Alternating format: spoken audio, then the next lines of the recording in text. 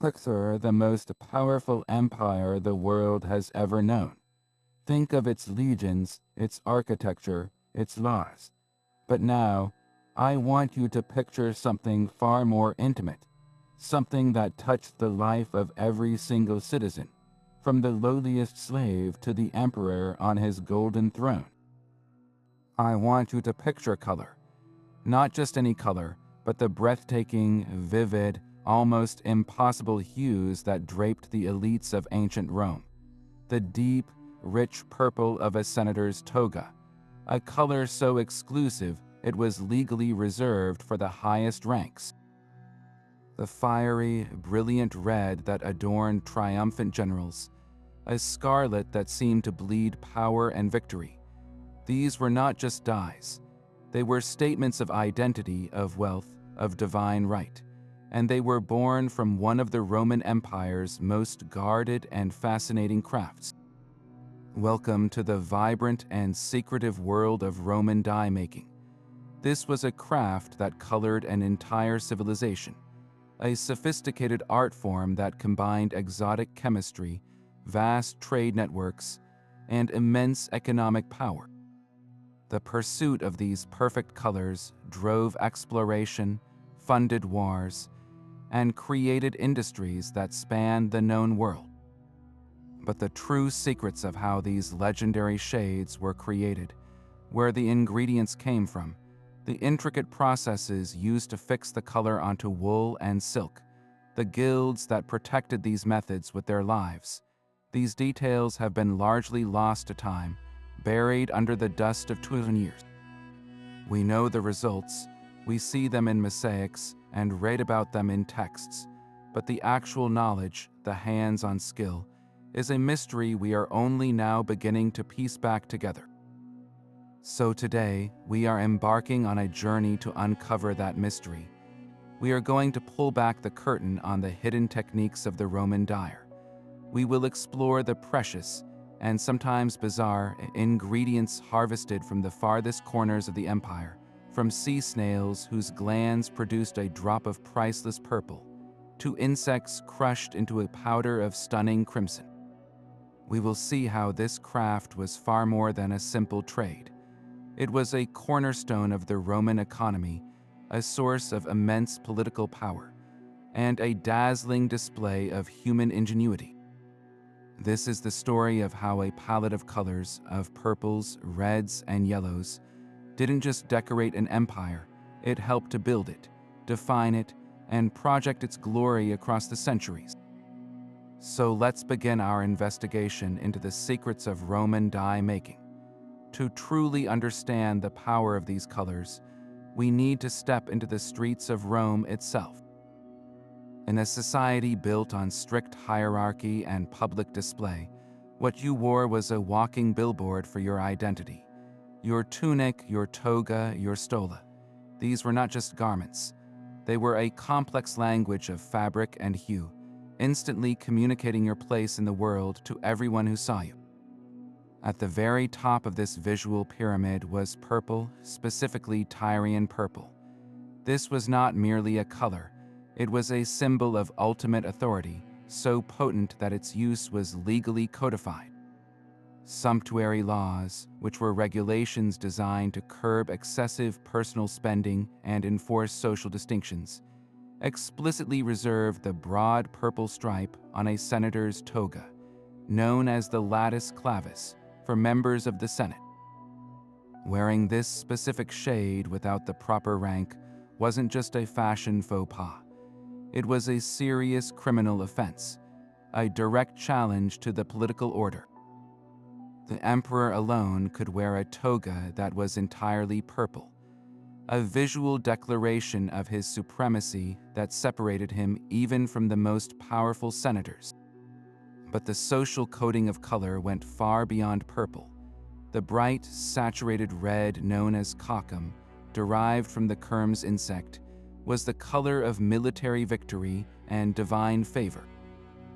A general celebrating a triumph would be painted entirely in red, like a statue of Jupiter, and his toga would be dyed this brilliant scarlet. For the equestrian class, the businessmen and financiers of the empire, a narrow purple stripe on their tunic marked their elevated status.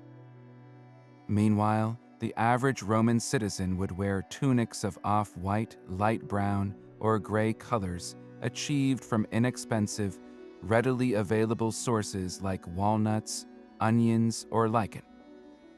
These natural, muted tones were the background against which the elite's vibrant colors shone all the more brightly.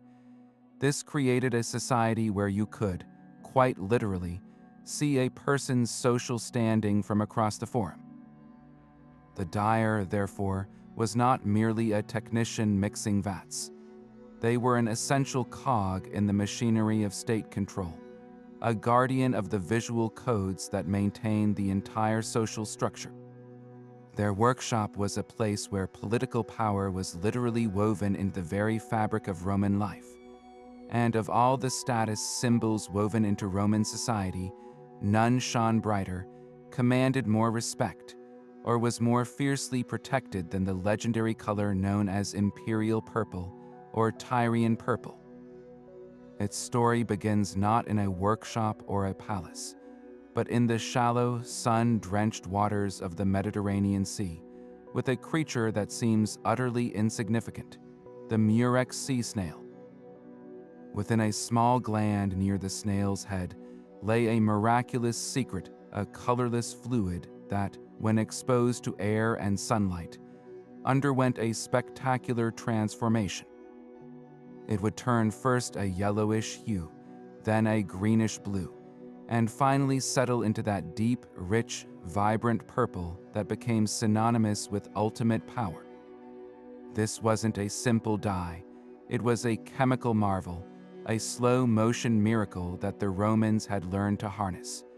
The process of capturing this color was as grueling as it was ingenious. Fishermen would venture out to harvest thousands upon thousands of these mollusks. The snails were then crushed in vast vats, a notoriously foul-smelling operation that meant dye works were always located far downwind of any respectable city.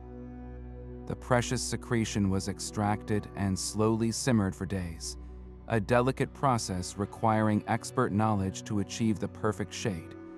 The most valued color was a deep, dark reddish purple, often described as the color of clotted blood, because it did not fade easily in the sun, but instead grew brighter and more beautiful with age. This quality made it truly priceless. And when we say priceless, we mean it quite literally. Historical accounts suggest that by the time of Emperor Diocletian, Tyrian purple was valued at anywhere from 15 to 20,000 denarii per pound. To put that in perspective, a skilled laborer might earn about 500 denarii in an entire year. This means a single pound of dye could cost more than 30 or 40 years of a working man's wages. It was, quite literally, worth more than its weight in gold. The staggering cost was a direct result of the unimaginable scale of the operation. To produce just a single gram of dye, enough to color perhaps the trim of a small garment, required the harvesting and crushing of roughly 10,000 individual snails. To dye an entire toga would have required the lives of hundreds of thousands of these creatures. This astronomical effort created an exclusivity that was not just enforced by law, but by the brutal mathematics of nature itself. The purple toga of an emperor was not just a piece of clothing. It was a concentrate of an entire sea's worth of life, a garment that carried the weight of an ocean within its threads. So how did this transformation from humble sea creature to a symbol of empire actually happen? The journey of imperial purple was far from glamorous. It was a brutal, industrial-scale operation that tested the limits of human endurance.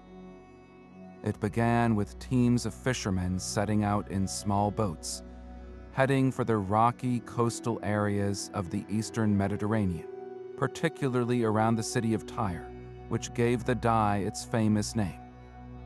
These men were not using nets. Instead, they employed baited traps or, in some accounts, dove to the seabed to pluck the spiny Murex snails directly from the rocks by hand. This was backbreaking, dangerous work, battling the elements to gather thousands upon thousands of these mollusks, each one no larger than a fist, knowing that a single day's catch would yield only a minuscule amount of the precious substance. Back on shore, the real challenge began. The snails were taken to dyeing facilities that were deliberately situated far from populated areas, for a very good reason. The next step was to break open the shells to access the hypobranchial gland, the source of the dye. While one might imagine a careful extraction, the Roman method was brutally efficient. They were simply crushed. Piles of snails were smashed with heavy tools, creating a gruesome pulp of shell and flesh. This paste was then mixed with salt water and transferred into large lead or pottery vats. Here, the most critical and most repulsive phase commenced. The mixture was left to ferment, essentially to rot, for a period of several days. It was during this putrefaction that the chemical magic occurred. The enzymes released from the decaying tissues began to break down the precursors in the gland, starting the transformation towards the final color. The vats were often heated gently, speeding up the process, but also magnifying the stench exponentially. And what a stench it was! Ancient writers like Pliny the Elder commented on the unbearable odor of these workshops. A smell so uniquely foul it was said to cling to the clothes of the workers and could be detected from miles away. It was a combination of rotting seafood, briny salt, and the pungent, almost metallic aroma of the developing dye itself. This wasn't just a bad smell. It was a pervasive miasma that defined the entire profession.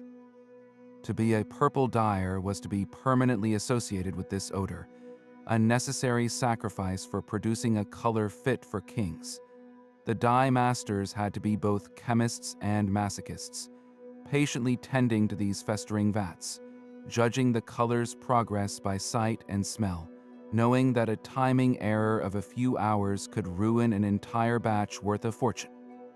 The final product, that magnificent color-fast purple, was truly born from decay and filth, a beautiful result emerging from one of the ancient world's most unpleasant industrial processes. What made the process inside those foul-smelling vats so miraculous was a hidden chemical reaction, a secret of light and air known only to the master dyers. When a fisherman first cracked open a Murex snail, the liquid from the hypobranchial gland was not purple at all. It was a milky, almost colorless secretion. It looked entirely unremarkable, like a drop of watery milk. The magic, the true alchemy, began the moment this substance was exposed to the two most common elements in the world, sunlight and oxygen. This was not a simple staining process. It was a sophisticated photochemical reaction, a slow, beautiful transformation orchestrated by nature that the dyers had learned to control with precision. The key actor in this drama is a compound modern chemists call dibbermoindegaden. Inside the snail's gland, this compound exists in a precursor state, a colorless molecule that is essentially dormant. But as the crushed snail pulp fermented in the open vats, oxygen from the air began to interact with this precursor. Then, sunlight provided the crucial energy needed to power the final change. You can think of it like developing a photograph in a darkroom. The image is already latent on the paper, invisible to the eye, but the moment it is immersed in the chemical developer and exposed to light, the picture slowly emerges into view. The vat of rotting snail paste was the Roman dyer's darkroom, and the precious cloth immersed within it was the photographic paper, gradually being imprinted with the color of power.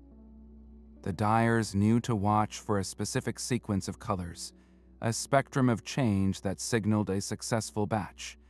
They would see the liquid and the soaking wool shift first to a pale yellow, then to a vibrant green, followed by a surprising shade of blue, before finally settling into that coveted deep reddish purple. This wasn't just a random color shift. It was a visible roadmap of the chemical reaction taking place at a molecular level. Each color change represented a different intermediate compound forming, and then breaking down as the molecule was oxidized, step by step, until the stable purple dye was fixed on the textile fibers.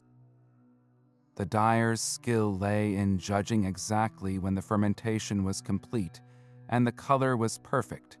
Leaving the wool in the vat for too short a time would result in a weak, pale shade. Leaving it too long risked degrading the dye, producing a dull, muddy brown. They had to read the colors like a language, understanding the silent story the vat was telling them. This knowledge was the dyer's most fiercely guarded trade secret. It was passed down from master to apprentice through direct demonstration, never written down. A guild member knew that the quality of the purple depended on countless subtle factors: the specific species of Murex snail used, the temperature of the water, the intensity of the sunlight, even the phase of the moon, as some ancient sources mysteriously claim. They understood that the infamous stench was actually a sign of the process working, that the putrefaction was necessary to release the enzymes that kick-started the whole reaction. So while the elite of Rome flaunted the final product, the dyers alone held the key to the transformation. They were the keepers of a natural secret, turning a worthless, smelly liquid into the most valuable substance in the ancient world, a true metamorphosis from rot to riches. But while purple may have been the ultimate status symbol, it was the color red that truly pulsed through the heart of the Roman world. Scarlet was the color of life, of blood, of Mars, the god of war, and of victory on the battlefield. It was a hue of immense practical and symbolic importance, adorning the uniforms of legions, the robes of priests, and the bridal veils of soon-to-be wives. And to produce this essential color, the Romans turned not to the sea, but to the earth, to a humble, thorny plant whose roots held a brilliant secret, the madder plant. Known to the Romans as rubia, madder was a workhorse of the dyeing industry. Unlike the exclusive, astronomically expensive Tyrian purple, madder red was accessible on a massive scale, capable of coloring everything from a soldier's woolen cloak to a merchant's linen banner. The magic was not in its leaves or flowers, but hidden deep within its long, sprawling root system. These roots, when harvested from plants that were at least 2 or 3 years old, contained a potent chemical called alizarin. On its own, alizarin is not particularly vibrant, but when combined with a mordant, a metallic salt used to bind the dye to the fabric, it explodes into a spectrum of stunning reds. The process began with the harvest, a labor-intensive effort that required careful timing. Farmers would dig up the tough, finger-thick roots, which could run several feet deep in the soil. These roots were then washed thoroughly to remove all traces of earth before being laid out in the sun to dry completely. Once brittle, they were crushed or ground into a fine, reddish-brown powder. This powder was the dyer's raw material, a compact source of color that could be easily transported across the empire. In the workshop, the dyer would create a dye bath by soaking the madder powder in hot water, often for many hours, to release the alizarin. The prepared wool or linen would first be treated with the mordant, most commonly alum, which acted like a chemical glue. When the treated fabric was submerged in the madder bath, the alizarin molecules would bond permanently with the alum-treated fibers, creating a color that was remarkably color-fast and resistant to fading. The true genius of the Roman dyer was their ability to manipulate this process to achieve a stunning variety of shades. The depth of color depended on a symphony of factors: the concentration of the madder powder in the vat, the length of time the fabric soaked, and crucially, the type of mordant used, all played a role. An alum mordant typically produced a clear, bright scarlet. If the dyer used an iron-based mordant, however, the chemistry shifted, resulting in much deeper, darker tones. A somber brick red or a rusty brown that was perfect for certain military applications or heavier outerwear. By carefully controlling these variables, a master dyer could produce an entire palette from a single plant, from the fiery orange red of a sunrise to the deep blood wine crimson of an imperial standard. This versatility made madder indispensable, a testament to Roman practical chemistry that powered the visual identity of an empire on the move. Yet for those at the absolute zenith of Roman society, even the superb reds of the madder plant were not quite exclusive enough. There existed another source of crimson, one so potent and so rare that it rivaled purple itself in its prestige and cost. This was the secret of the kermes insect, a tiny creature that, much like the Murex snail, held a drop of pure luxury within its body.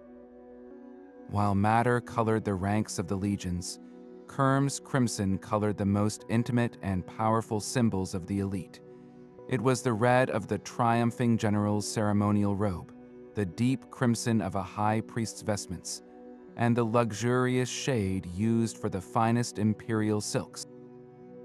This dye, known as cocum to the Romans, was not derived from a root or a berry, but from the harvested, dried bodies of the female kermes insect, a scale insect that made its home exclusively on a specific species of Mediterranean oak tree. The process of obtaining this dye was an exercise in extreme patience and precision.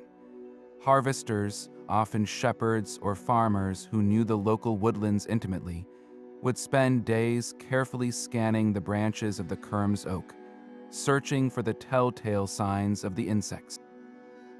The females, in the final stage of their life cycle, would cluster on the twigs, appearing not like insects at all, but like small, dark, berry-like galls.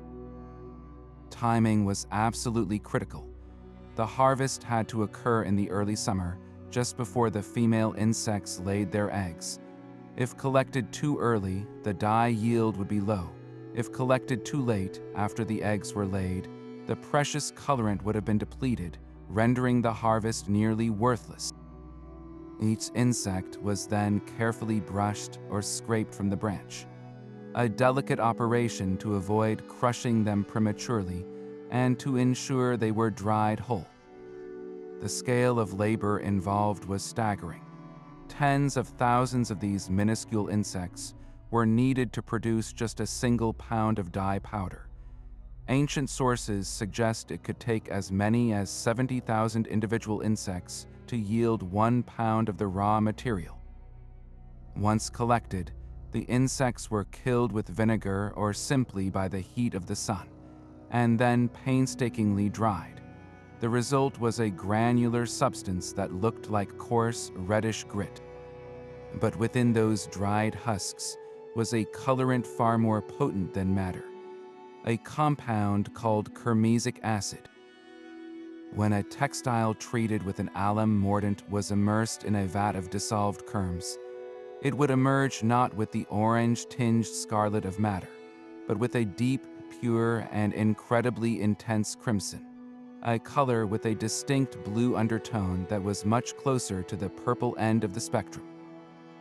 This was a cooler, richer, and far more vibrant red, a color that seemed to radiate depth and luxury. Its exceptional color fastness is what truly set it apart. Fabrics dyed with kermes retained their brilliant hue for years, resisting the fading effects of sunlight and washing that would diminish lesser dyes. This permanence, combined with its breathtaking visual impact, made Cockham a commodity of immense value, a close second to Tyrian purple in the hierarchy of Roman colors. It became so associated with wealth and power that the very word Cockham eventually evolved into terms for scarlet cloth, and later into the English word crimson. The use of kermes was a clear declaration. While a successful merchant might afford a tunic trimmed with madder red, only a senator or a member of the imperial family could regularly wear the profound, unmistakable crimson of the kermes insect. It was a subtle but powerful visual code, another layer in the complex language of Roman dress, proving that the most potent symbols of status often came in the smallest, most carefully guarded packages. While the dramatic purples and powerful reds commanded attention in the Roman world, no palette would have been complete without the brilliance of the sun itself, the color yellow. This was a hue of warmth, vitality, and celebration, used in everything from everyday tunics to the most sacred and luxurious vestments. And just like the other colors, the story of yellow is a tale of two extremes, one rooted in common, accessible plants, and the other in a spice so precious it was worth its weight in gold. The workhorse of yellow dyeing was a humble, leafy plant called weld, known to the Romans as rosetta. If you were an ordinary Roman citizen, a soldier, or even a well-to-do merchant, the cheerful yellow of your tunic likely came from this source. Weld was the madder of the yellow world, reliable, affordable, and capable of being cultivated on a massive scale across the empire. The dyer's treasure was not in the root, but in the flowering tops of the plant. When weld is in full bloom, it produces tall spikes of small, yellowish-green flowers. It is these flowers, and the leaves surrounding them, that are packed with luteolin, the chemical compound that produces a clear, bright, lemon-yellow color. The process of extracting this color was relatively straightforward, especially when compared to the foul-smelling complexity of the purple vats. The weld plants were harvested just as they came into flower, then dried carefully to preserve their dye potential. When a dyer was ready to create a batch, the dried plants would be chopped or crushed, and then steeped in hot water to create a dye bath. The magic, once again, relied on the use of a mordant. Wool treated with an alum mordant, and then immersed in the weld bath, would emerge with a stunning, sunny yellow that was surprisingly resistant to fading. The beauty of weld was its versatility. By varying the concentration of the plant material or the type of mordant, a dyer could produce a range of shades from a pale, creamy primrose to a deep, bold gold. This made it an incredibly useful and democratic color, bringing a touch of brightness to the lives of millions. But for the pinnacle of Roman society, a common plant like weld simply would not do. There existed a yellow so exclusive, so fragrant, and so incredibly expensive that it was reserved for only the most extraordinary circumstances. This was the realm of saffron. Derived from the delicate, thread-like stigmas of the Crocus sativus flower, saffron was, and still is, the most expensive spice in the world. Its use as a dye was the ultimate statement of luxury. While a weld-dyed yellow might adorn a festive tunic, saffron was the color of the Juno, the distinctive flame-yellow veil, worn by a Roman bride on her wedding day. It was also used to dye the lavish robes of the elite, and, in some accounts, was even sprinkled on the streets during triumphal processions. The reason for its astronomical cost lies in the sheer mind-boggling effort required to produce it. Each crocus flower blooms for just a brief period and produces only 3 tiny crimson stigmas. These stigmas must be painstakingly plucked by hand, a task requiring immense dexterity and patience. It takes approximately 75,000 individual flowers, 250,000 stigmas, to produce just a single pound of saffron. Once harvested, the stigmas are dried, a process that turns them into the familiar brittle, dark red threads we know today. But when these threads are soaked in water, they release a powerful colorant called crocin, which dyes fabrics a magnificent, deep golden yellow with a distinctive orange-gold glow. The effect was not merely visual, it was multi-sensory. Saffron has a powerful, unique fragrance, a sweet, hay-like aroma that was highly prized in the ancient world. A garment dyed with saffron would have carried this scent, creating an aura of luxury around the wearer long before they even came into view. This combination of a breathtaking color, a precious perfume, and an almost unimaginable cost made saffron yellow a sensory experience of wealth and privilege. It was a color you could see and smell, a walking testament to the vast resources required to acquire it. In the hierarchy of Roman dyes, saffron stood apart, proving that even the brightest and most cheerful of colors could be transformed into a potent symbol of status and divine favor. Behind the vibrant purples, brilliant reds, and sunny yellows lay a suite of far less glamorous substances, the true unsung heroes of the Roman dyeing trade. While the colorful results were displayed in the forum, the real chemical magic happened in the workshop with a toolkit that would seem bizarre, even repulsive to us today. The dyer's success depended not just on the rare and expensive colorants, but on a collection of humble, everyday ingredients that were essential for transforming a simple piece of wool into a color-fast masterpiece. Without these, the most precious dyes would have washed out in the first rainstorm or faded to a dull shadow after a few days in the sun. The true secret to the longevity of Roman color was a deep, practical understanding of chemistry, centered on one crucial component, the mordant. The word mordant comes from the Latin word mordere, which means to bite. This is a perfect description of its function.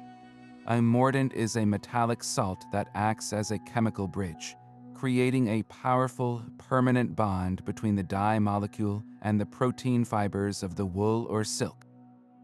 On its own, a dye like the alizarin from madder root would only sit on the surface of the fabric, loosely clinging to the threads. It would look beautiful initially, but the color would bleed and fade with every wash. The mordant changes everything. The fabric is first treated with a solution of the mordant, which prepares the fibers by giving them tiny, reactive binding sites. Then, when the cloth is submerged in the dye bath, the dye molecules are chemically attracted to these sites and latch on, or bite into the fiber, becoming a permanent part of the textile itself.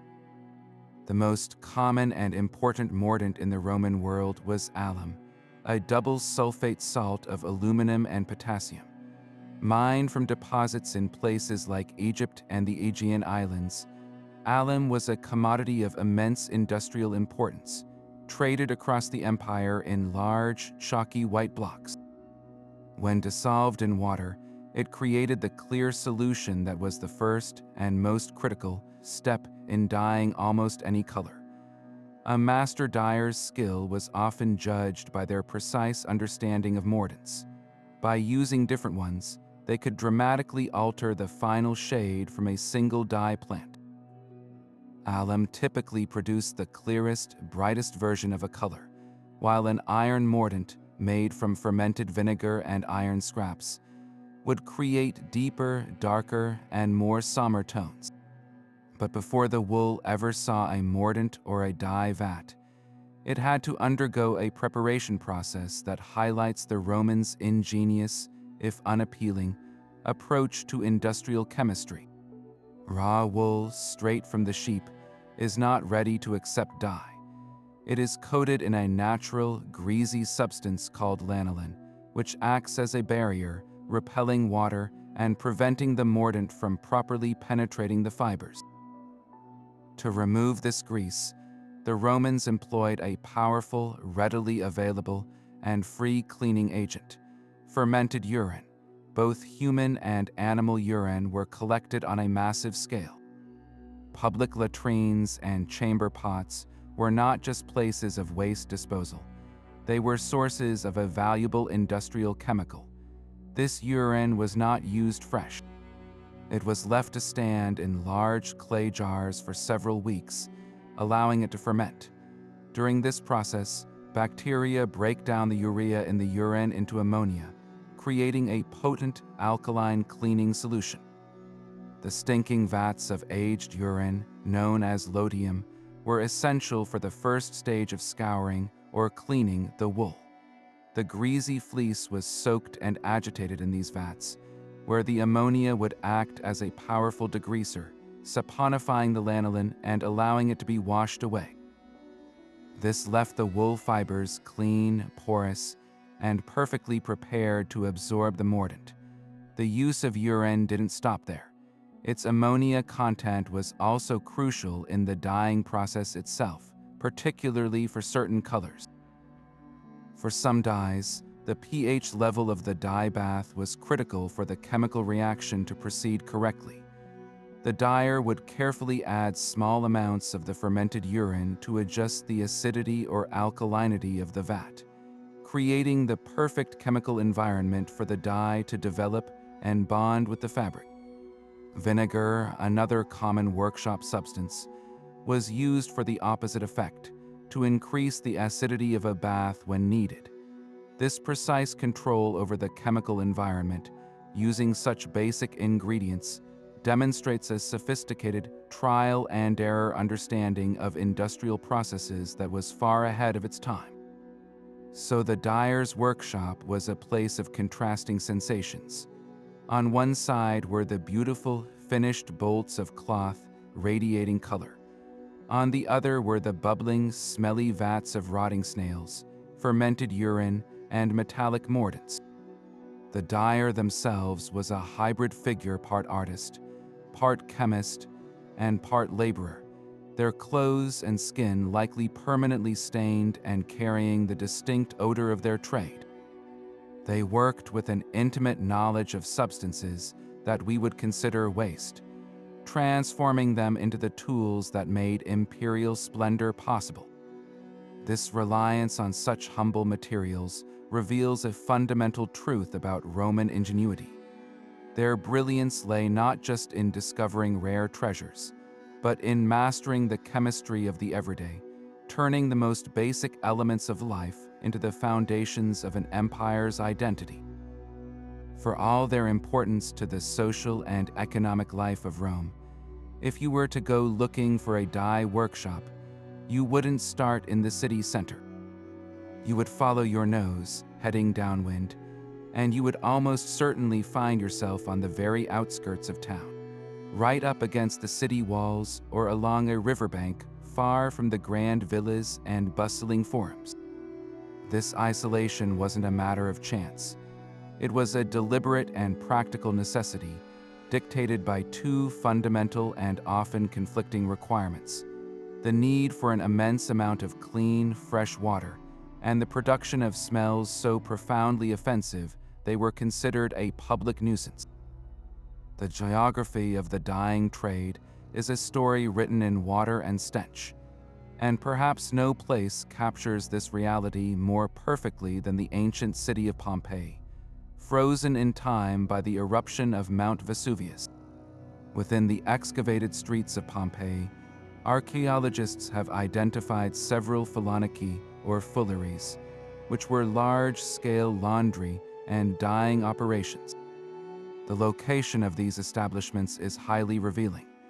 They are not tucked away on small side streets among bakeries and taverns.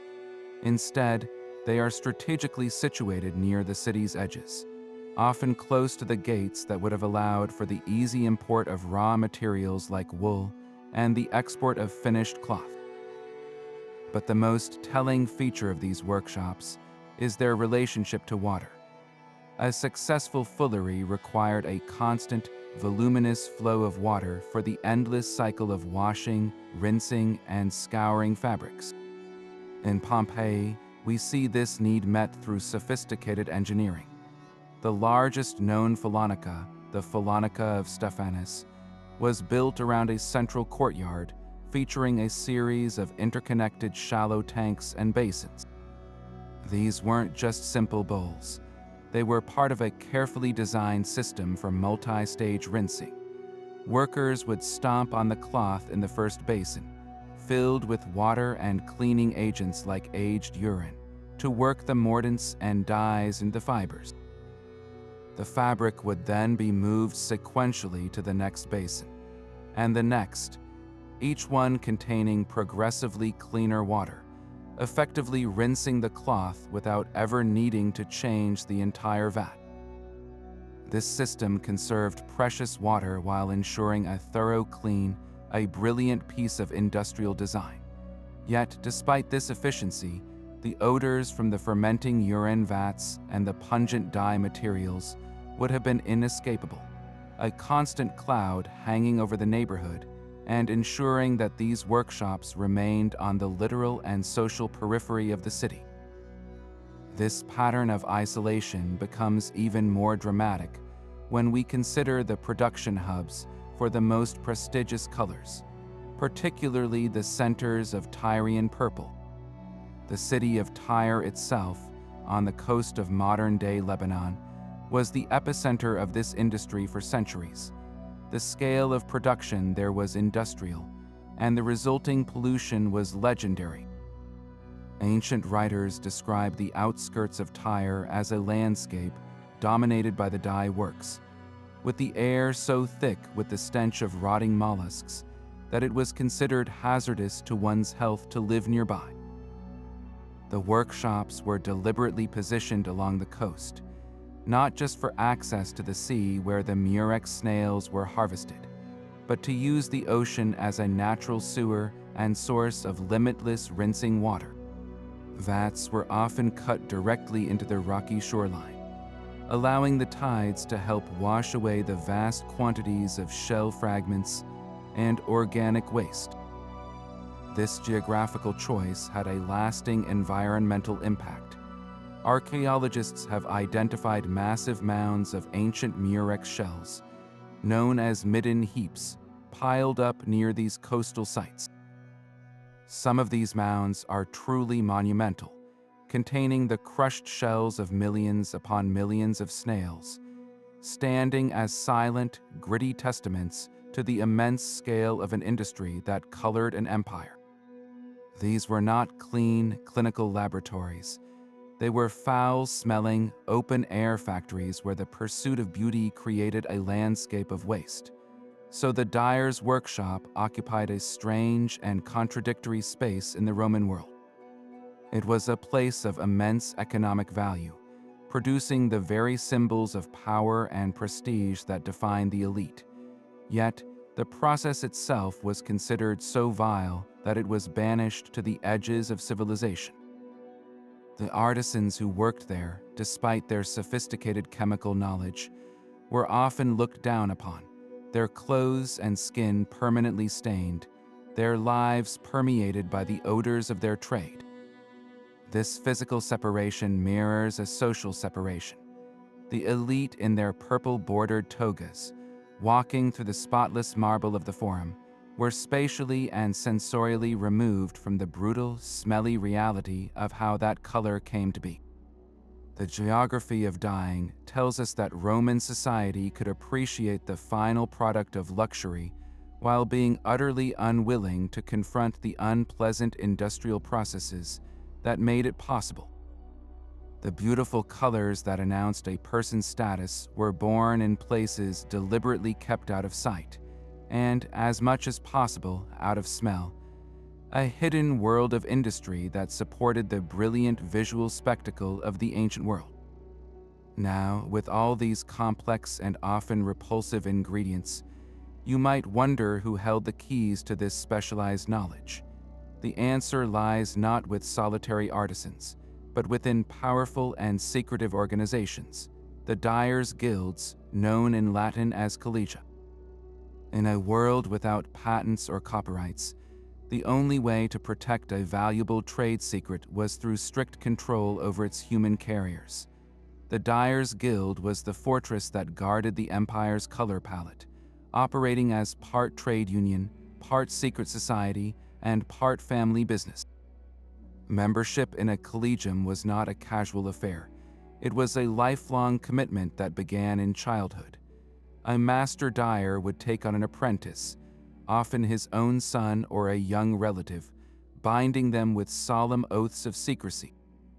This apprenticeship could last for a decade or more, a long and grueling period during which the boy would perform the most menial tasks: hauling water, crushing roots, stirring vats, all while being slowly, carefully initiated into the craft's deepest mysteries. The knowledge transferred was not written down in manuals. It was an oral tradition, a living library of sensory experience passed from one generation to the next. An apprentice learned to judge the perfect fermentation point of a Murex vat not by a timer, but by the precise shade of green it turned and the specific stomach-churning pungency of its smell. He learned that adding a specific type of oak gall to a madder bath could shift the red towards a more desirable crimson, or that the water from a certain local spring produced a brighter yellow with weld because of its unique mineral content. These were the trade secrets, the small variations in technique that separated a mediocre dyer from a master whose colors were sought after by the most powerful families in Rome. The guild enforced this secrecy with an iron fist. Revealing a secret to an outsider could result in severe penalties, from heavy fines to outright expulsion from the guild, which would mean being barred from practicing the trade ever again. In a society where your profession defined your identity, this was a form of social and economic death sentence. This strict control made the Dyers' Guilds incredibly wealthy and influential institutions. They operated as commercial monopolies, setting prices, controlling the quality of output, and negotiating with merchants for the best prices on raw materials like alum and madder root. A successful guildmaster in a center like Tyre or Pompeii would have been a man of considerable means, living in a comfortable villa far upwind from his own workshops. Yet, here lies the fascinating contradiction of the dyer's social standing. While the guild as an entity was powerful, and individual masters could amass great wealth, the actual work of dyeing was viewed by the upper echelons of Roman society with a mix of dependence and disdain. The Roman elite, who so proudly displayed the products of this labor, considered the manual work itself to be foul and degrading, fitting only for the lower classes. The root of this stigma was the inescapable nature of the job itself. A dyer was permanently marked by his trade. His hands, arms, and often his face would be stained a kaleidoscope of colors, a permanent advertisement of his profession. More powerfully, the odor of the workshop, the stench of fermented urine, rotting shellfish, and pungent chemicals, was said to cling to a dyer's skin and clothes no matter how much he washed. Ancient writers like Plutarch commented on this, noting that while the colors were beautiful, the men who made them were to be avoided in polite company. This created a stark social divide. The senator who wore a Tyrian purple toga derived his status from its color, but he would never deign to shake the hand of the man who created it. The dyer was essential yet invisible, a creator of beauty who was himself soiled by the process. He inhabited a strange space in the Roman world, a wealthy businessman whose source of income made him socially unpalatable to the very clients who made him rich. This tension between economic power and social lowliness encapsulates the complex reality of Roman industry, where the pursuit of luxury was built upon trades that the elite considered fundamentally unclean. So how do we actually know any of this? How can we be so sure about processes that were deliberately kept secret for centuries? Our journey into the dyer's workshop doesn't rely on guesswork. It's guided by the words of the Romans themselves, though reading between the lines is absolutely essential. The single most important window we have into this lost world is the work of a man named Gaius Plinius Secundus, known to history as Pliny the Elder. A Roman admiral, scholar, and insatiably curious mind, Pliny spent his life compiling a monumental encyclopedia called the Natural History, a sprawling attempt to document everything known about the natural world. Within its volumes, he dedicated significant attention to the arts and crafts of his day, including the production of dyes. Pliny is our tour guide, but he is a frustratingly careful one. He describes the harvesting of the Murex snail in detail, even noting the superior quality of the dye from different regions. He recounts the crushing process and the putrid smell. But when it comes to the most critical part, the exact fermentation times, the precise temperatures, the secret additives that would guarantee the perfect shade, his account becomes curiously vague. He gives us the outline of the recipe but omits the crucial ingredients, much like a cookbook that tells you to bake a cake but forgets to mention the oven temperature or how long to leave it in. This wasn't an oversight on Pliny's part. It was a reflection of the immense value of this knowledge.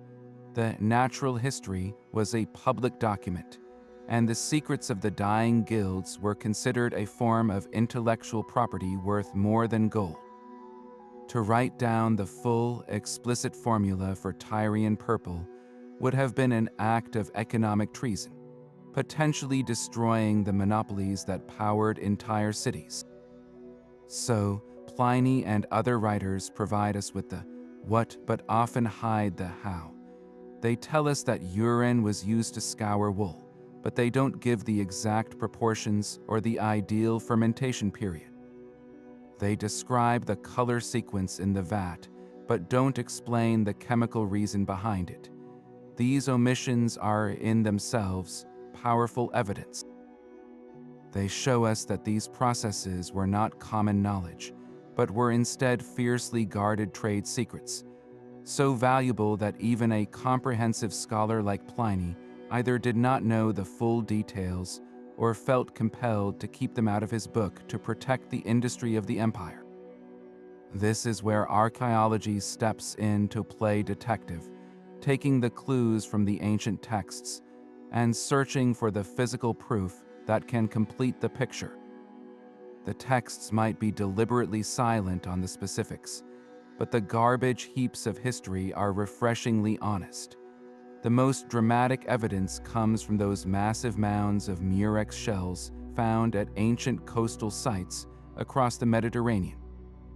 These are not random piles of refuse. They are industrial archives. By analyzing these shell middens, archaeologists can determine the specific species of snails being harvested, the seasons they were collected based on growth rings in the shells, and the staggering scale of production. The sheer volume of shells confirms the ancient accounts of the immense effort required, moving the story from legend to quantifiable fact. Furthermore, the way the shells are crushed, smashed in a specific pattern to access the gland, matches the descriptions left by writers like Pliny. Perhaps even more revealing than the shells themselves is the evidence of chemical residue. Using advanced techniques like chromatography and mass spectrometry, scientists can analyze the stains left on the pottery vats found in these workshops. They have been able to identify the molecular fingerprints of the specific dye compounds, like dibromoindigotin from the Murex snail and alizarin from madder root, right there on the ancient ceramic surfaces. This is the ultimate corroboration. It proves that the descriptions in the texts, however vague, were pointing to a real chemical process, In some cases, these residue analyses have even detected traces of the mordants, like alum, still embedded in the pottery, confirming the two-step process of treating the fabric before dyeing. This scientific detective work allows us to peer directly into the dyer's vat, bridging the gap left by the secretive texts. The ancient writers gave us the recipe card, but it is archaeology that has found the dirty pots and pans, still stained with the ingredients, allowing us to finally understand how the meal was truly prepared. Together, the incomplete texts and the silent archaeology form a partnership, each filling in the blanks left by the other to reconstruct a technology that was meant to remain hidden forever. Yet to fully grasp the significance of these dye workshops, we need to pull our perspective back, far back, until the entire Mediterranean world comes into view. The vibrant colors adorning a senator in Rome were not just a product of local chemistry. They were the end point of one of the most extensive and sophisticated trade networks the ancient world had ever seen. The true foundation of Roman dyeing was not just the vat or the workshop, but the sea lanes, caravan routes, and imperial administration that connected the farthest corners of the empire in a relentless pursuit of color. This was a logistical marvel, a supply chain that spanned thousands of miles, turning the control of raw materials into a direct instrument of imperial power. Consider the journey of the humble Murex snail. While the dye works were scattered around the Mediterranean, the heart of the purple industry, the most prized source, remained the coast of the Levant, particularly the city of Tyre in the province of Phoenicia. Even after Rome had conquered the region, Tyre maintained its centuries-old reputation for producing the deepest, most color-fast purple. This meant that for the very best imperial purple, the Roman elite were dependent on a supply chain that began on the eastern edge of their empire. Ships laden with cakes of dried dye, or perhaps even with carefully transported live snails, would embark on a long and perilous voyage across the open sea. They would sail past Cyprus, along the southern coast of Anatolia, across the Aegean Sea, around the Greek peninsula, and finally across the Ionian Sea to reach the port of Ostia, the gateway to Rome. This was not a quick trip. It was a journey of weeks, fraught with the dangers of storms and pirates, and the cargo it carried was so valuable that its safe passage was a matter of state importance. The Roman navy patrolled these sea lanes not just for defense, but to protect the flow of such luxury goods, understanding that the visual symbols of power in the capital depended on the security of the seas. For the brilliant reds that colored the legions, the source lay in a different direction, westward, into the provinces of Gaul. The madder plant thrived in the soils of what is now modern-day France, and it became a major agricultural export.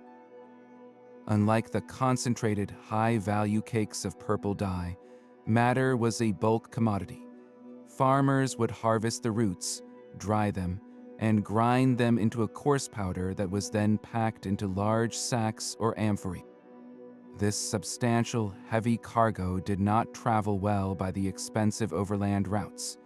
Instead, it would be transported along the rivers of Gaul, like the Rhone, to the coast, where it was loaded onto merchant ships heading for Italy. The scale of this trade was immense, supplying the needs of a massive army and a vast civilian population. Control over Gaul meant not just territorial expansion, but securing a stable, affordable source for the color that projected Roman military might across 3 continents. The red cloak of a legionary on the border of Scotland was ultimately dyed with a root harvested from a field hundreds of miles to the south, a tangible connection between the empire's agricultural heartland and its farthest military outposts. Perhaps the most strategically critical ingredient, however, was the one that was entirely colorless, alum. This mordant was the universal key that unlocked the color in almost every dye, from the most expensive purple to the most common yellow. Without alum, the brilliant hues would simply wash away. For much of the Republican period, the finest alum came from the east, from mines in Anatolia and the Aegean.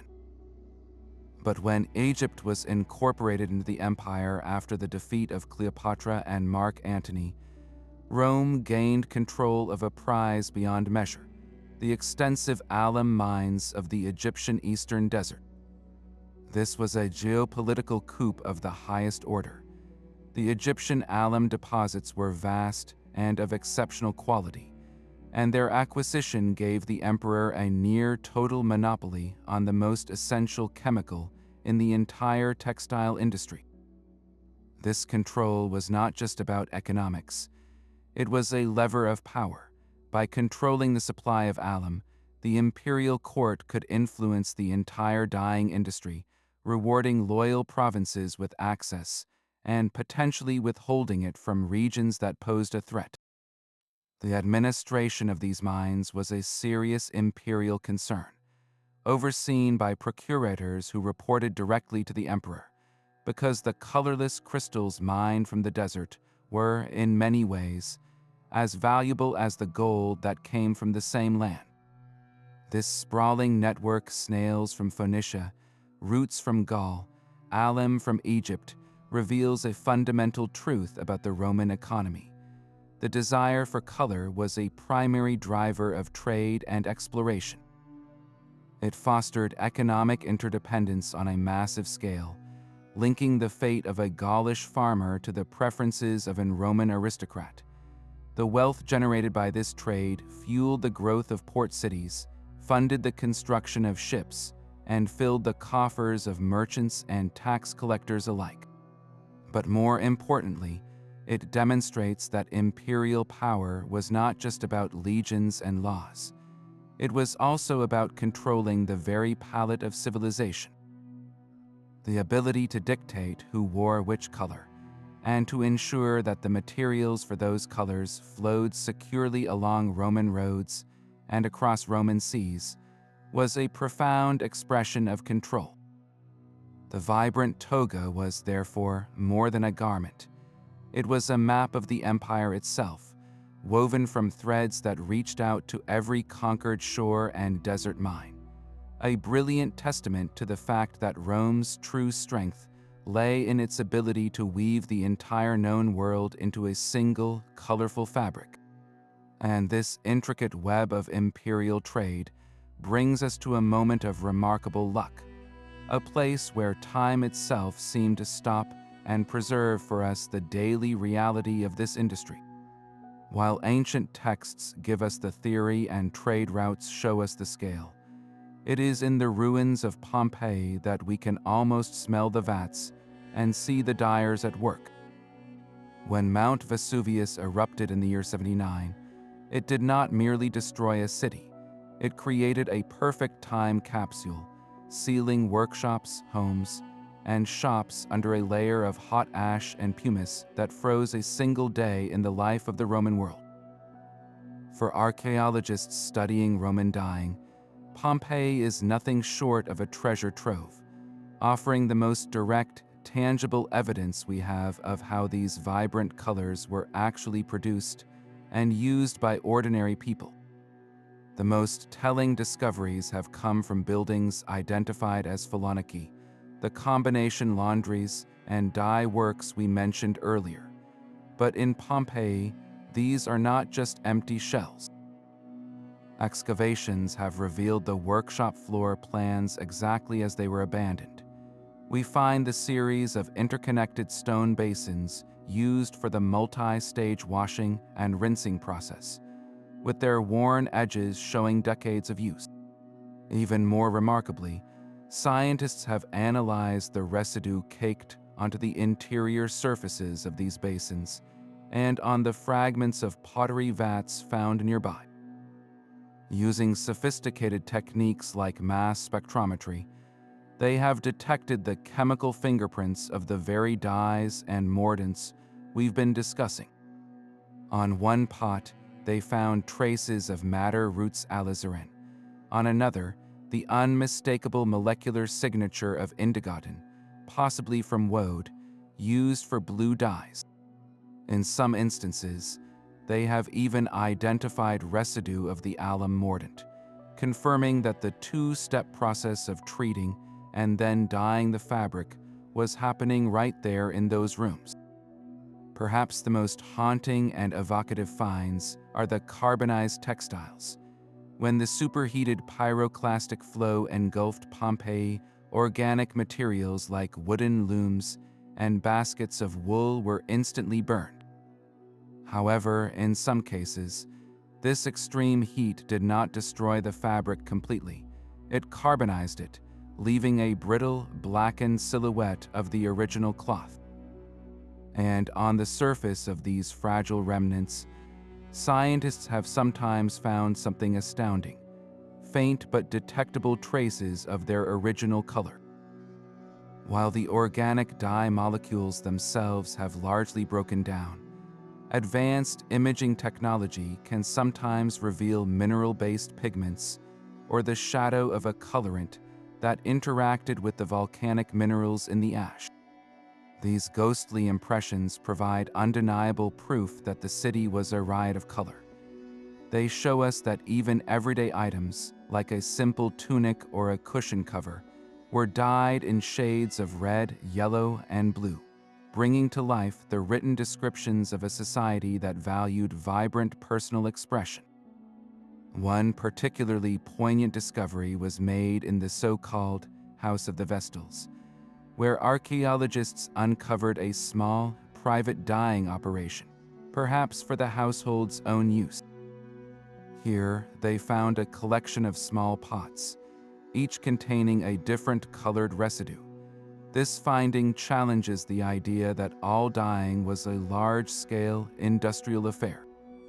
It suggests that some wealthy households, much like having a kitchen garden, might have maintained their own small-scale dye works to produce custom colors for their family's garments, allowing for personal style even within the broader social codes of color.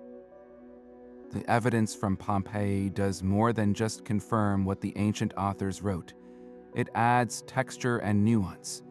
It shows us the soot-stained walls of the workshops, the worn tools, the personal scale of some operations alongside the industrial might of others.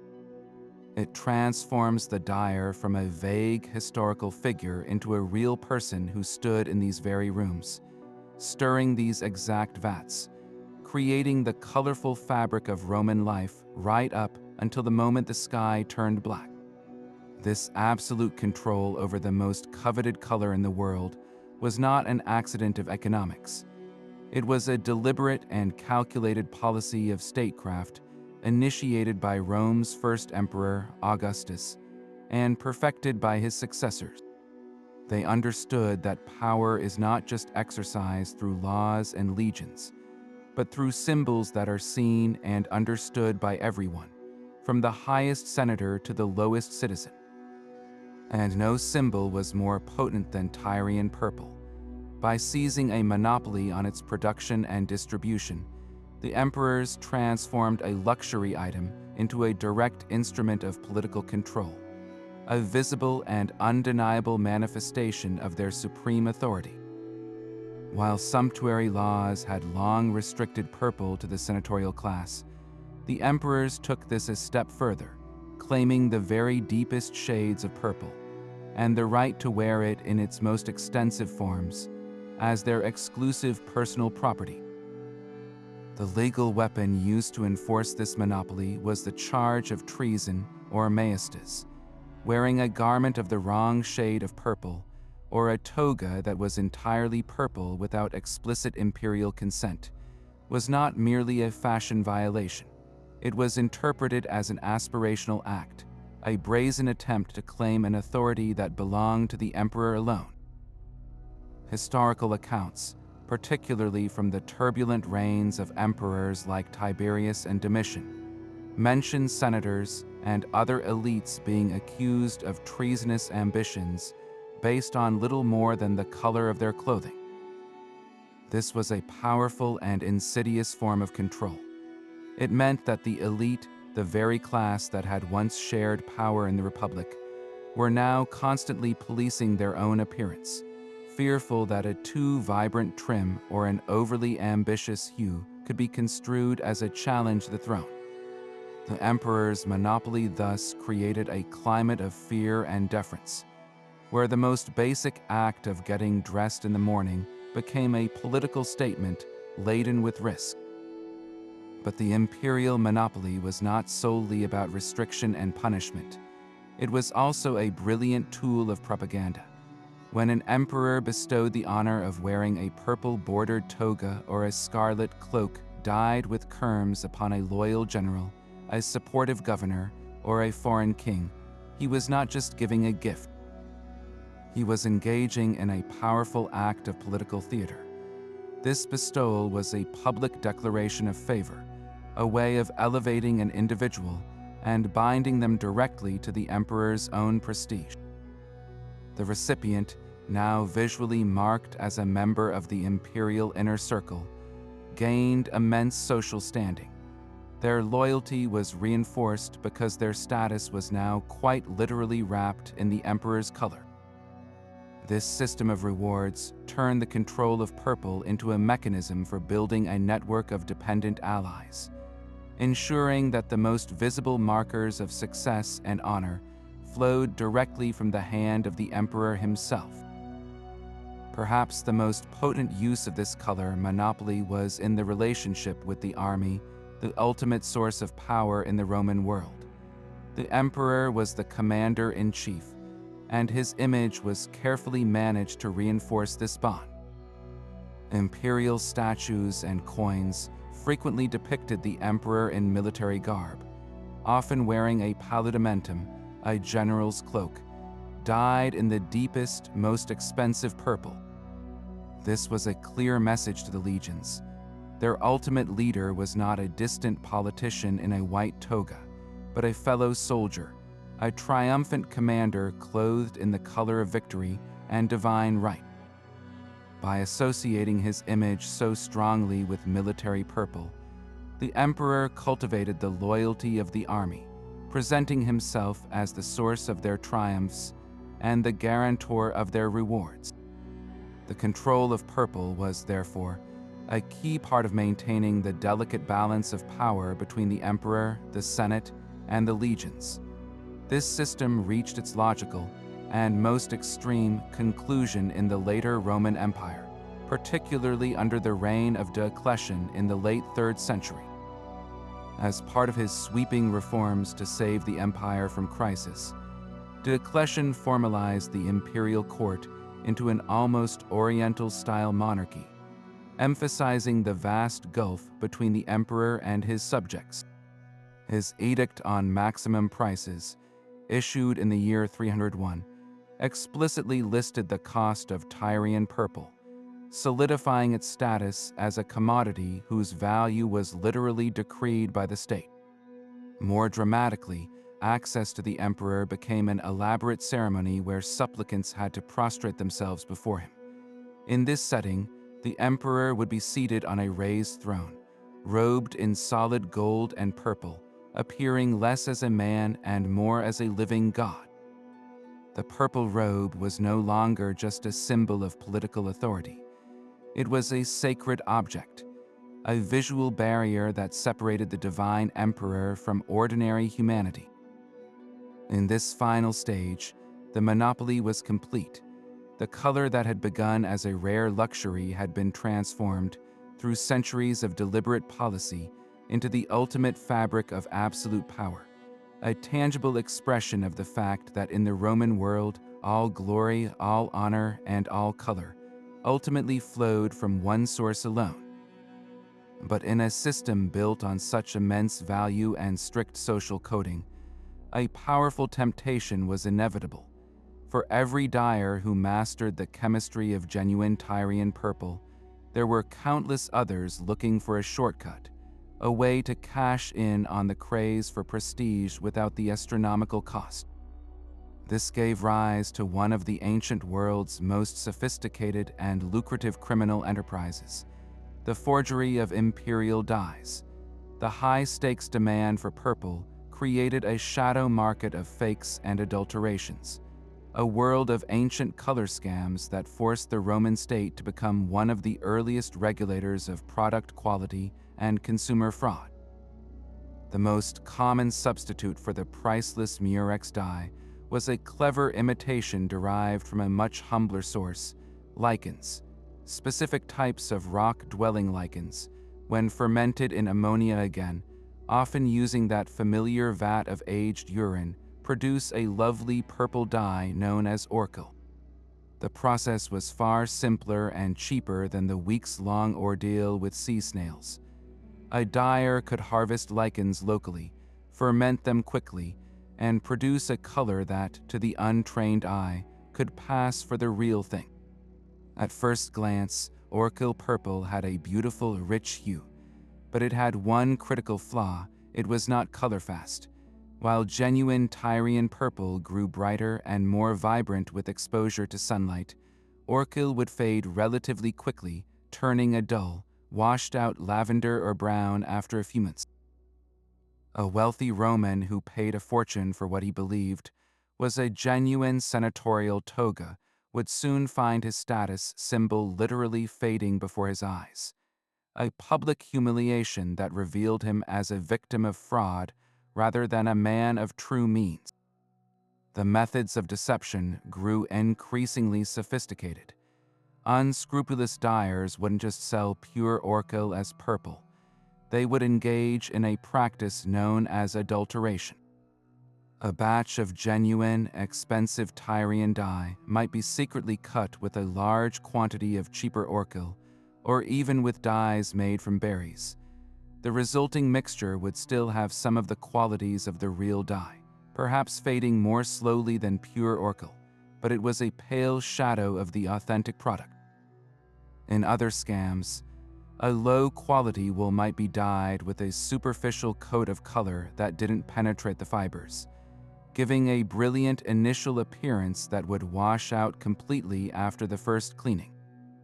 The dyer's secret knowledge, once a source of pride, could now be twisted into a tool for deception, using their understanding of mordants and chemical reactions to create convincing but fraudulent results. This widespread fraud threatened the very foundation of the social order. If anyone could cheaply imitate the color of power, then the visual language of the Roman hierarchy became meaningless. A wealthy freedman could dress like a senator. A successful merchant could appear like a general. This was more than just an economic crime. It was a direct challenge to the state's control over the symbols of authority.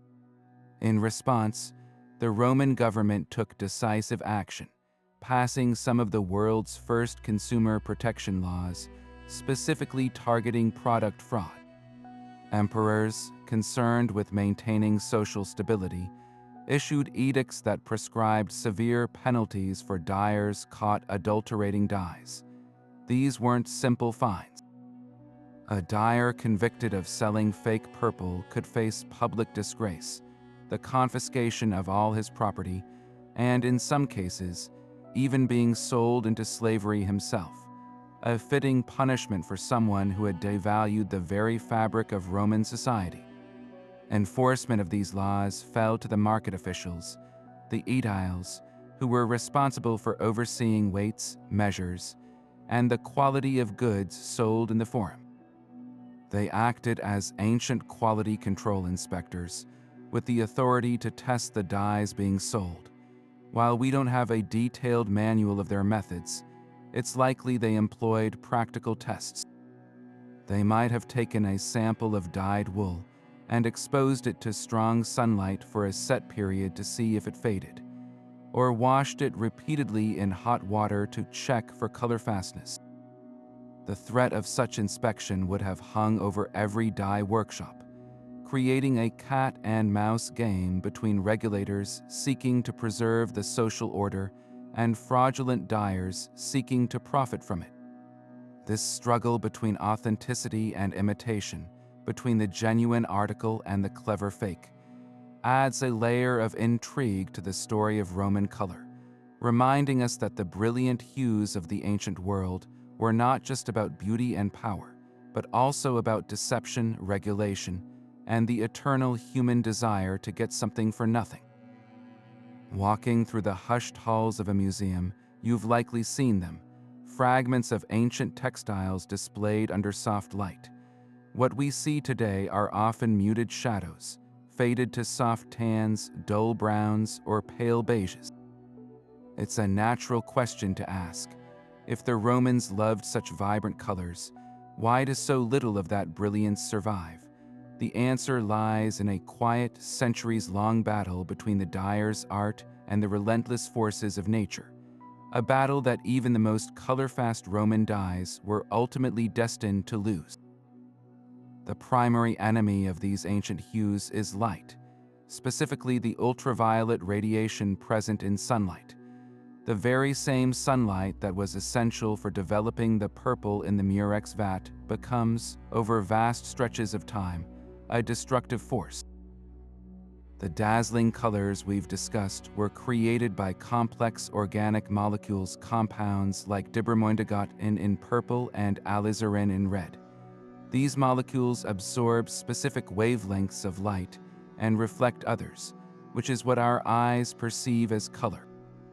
But when these molecules are bombarded by UV photons over hundreds of years, the chemical bonds that give them their structure and their color begin to break down. It's a process called photodegradation. Think of it like a beautifully painted wooden sign left out in the elements. At first, the colors are bright and clear. But after decades of sun and rain, the pigments fade, the wood grays, and the image becomes a ghost of its former self. For a textile buried in a tomb or tucked away in a sealed jar, this process slows dramatically, but for any fragment exposed to even indirect light over centuries, the fading is inevitable. The other great adversary is oxygen. The oxygen in our air, which is essential for life, is also a highly reactive gas that causes oxidation. This is the same process that turns a sliced apple brown or causes iron to rust. For textile dyes, oxidation means that oxygen molecules slowly react with the colorant molecules, altering their chemical structure and causing them to lose their ability to absorb light in the same way. The mordant that so brilliantly bit the dye into the fiber could not create a perfect seal against the air itself. Over centuries, this constant, slow-motion reaction takes its toll. Moisture accelerates this process, acting as a conduit that helps the oxygen penetrate the fibers more effectively. A textile buried in the dry, stable environment of an Egyptian desert tomb has a much better chance of retaining its color than one from a damp European burial site, where fluctuating humidity and microbial activity would have conspired to break down the dyes completely. But here is where modern science performs its own kind of magic, allowing us to see the invisible. Archaeologists and conservation scientists now use a powerful tool called multispectral imaging to peer back through time. This technology goes far beyond what the human eye can see. Our eyes detect only visible light, but objects reflect and absorb other wavelengths, like infrared and ultraviolet light. A multispectral camera can capture these non-visible wavelengths. In a fascinating reversal, scientists sometimes use controlled UV light to make faded colors visible again. When a faded textile is illuminated with ultraviolet light in a dark room, the remaining dye molecules, even if they are now colorless to us, can fluoresce. This means they absorb the UV energy and re-emit it as a glow of visible light. A fragment that looks plain and brown under normal gallery lighting might suddenly reveal a faint but unmistakable glowing pattern of a once vibrant purple or red under UV light. It's like finding a secret message written in ink that only appears under a blacklight. This technology allows researchers to map the original distribution of color on a textile, even if no pigment is visible anymore. They can see the intricate patterns of a tunic's trim or the detailed embroidery that has been erased by time. In some cases, they can even identify the specific dye used by analyzing the unique fluorescent signature it leaves behind. This has led to startling corrections in our understanding. A statue of a Roman emperor, for example, long assumed to have been painted in realistic flesh tones, might, through multispectral analysis of microscopic paint fragments, show traces of having been originally decorated with brilliant symbolic colors. These discoveries are fundamentally changing our mental image of the classical world, transforming it from a landscape of serene white marble and faded cloth into the blindingly colorful, vibrant, and visually noisy reality it truly was. The muted relics in the museum cases are not lies. They are simply tired veterans of a long war with time, and we are only now learning how to listen to their whispered stories. The challenge of truly recreating Tyrian purple is a puzzle that has captivated historians and chemists for generations. We have the ancient descriptions from writers like Pliny, and we have the archaeological evidence of the shells and the vats. But the precise recipe, the living knowledge of the master dyer, died with the last guildsman. To bridge this 2,000-year gap, a fascinating field of science has stepped in: experimental archaeology. This isn't about reading old texts. It's about getting your hands dirty, quite literally, by attempting to replicate the ancient processes exactly as they were described, using only the tools and materials that would have been available to a Roman dyer. The goal is to learn by doing, to understand the challenges and the sheer brilliance of this lost art through practical, often smelly, experience. One of the most revealing modern experiments was led by a team that decided to follow Pliny's account to the letter. They began by gathering thousands of Murex snails from the Mediterranean coast, just as the ancient fishermen did. The first lesson was immediate and humbling. The sheer physical labor involved was staggering. Harvesting enough snails to produce even a few grams of dye was a days-long, back-breaking effort, instantly giving the researchers a new appreciation for the immense workforce the Romans must have commanded. Then came the crushing stage. Instead of using modern tools, they used stone mallets and large ceramic bowls. The sound of the shells cracking was one thing, but the smell that was released was something else entirely. Even seasoned scientists were taken aback by the pungent, sulfurous odor, confirming the ancient reports that the dye works were situated far from populated areas for a very good reason. The real test of skill, however, came with the fermentation process. The ancient texts are notoriously vague on the specifics. How long should the pulp ferment? What is the ideal temperature? When is the color perfect? The modern team had to rely on trial and error, just as the first dyers must have done millennia ago. They placed the crushed snail paste into clay pots and left them to sit, monitoring the change closely. For the first few days, nothing seemed to happen. Then, slowly, the color shift began. They witnessed the miraculous transformation Pliny described. The milky liquid turned to yellow, then to a surprising green, and finally to a deep blue. But the critical moment was achieving that coveted reddish-purple hue. In their first attempts, they failed. The color would stall at blue or turn a dull, muddy brown. They realized that timing was everything. Pulling the wool out too early resulted in a weak, impermanent dye. leaving it in too long ruined the batch entirely. It took multiple attempts, adjusting the fermentation time by mere hours, to finally achieve a strip of wool dyed a deep, rich purple. The success was thrilling, but it came with a profound respect for the dyer's expertise. These modern scientists, with all their chemical knowledge, had struggled to replicate what a Roman apprentice learned through years of hands-on practice. The true secret wasn't just the formula. It was the intuitive, almost artistic feel for the process, a knowledge written in color and smell, not in words. Beyond confirming the historical accounts, these experiments have yielded surprising new insights.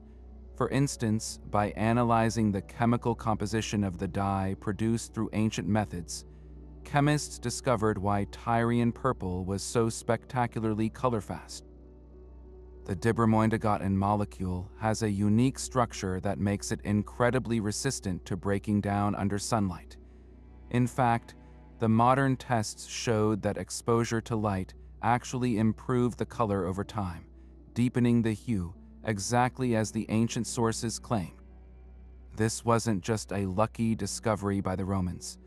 It was a property they learned to recognize and maximize through generations of meticulous observation. The experiments also shed light on the incredible value of the dye. By carefully measuring the yield, the researchers calculated that it indeed took around 10,000 snails to produce a single gram of dye.